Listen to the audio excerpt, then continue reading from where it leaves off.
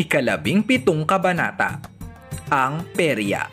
Maganda ang gabi at puno ng tao ang liwasan. Si Padre Camorra ay libang na pinagmamasdan ang mga magagandang dalaga. Labis ang kanyang paghanga kay Paulita Gomez. Napadaan sila sa tindahan na nagbebenta ng mga tau-tauhang yari sa kahoy. Marami sa mga inukit ay anyong pari katulad ni Padre Irene. Nang makakita sila ng kamukha ni Simon, ay naalala nila ito at hinanap, ngunit di nila ito natagpuan. Ayon kay Padre Camorra, natakot ito na pagbayarin ng tiket sa tanghalan ni Mr. Leeds. Habang si Ben Zaib ay nangangambang malaman ni Simon na panlilin lang lamang ang kanyang palabas.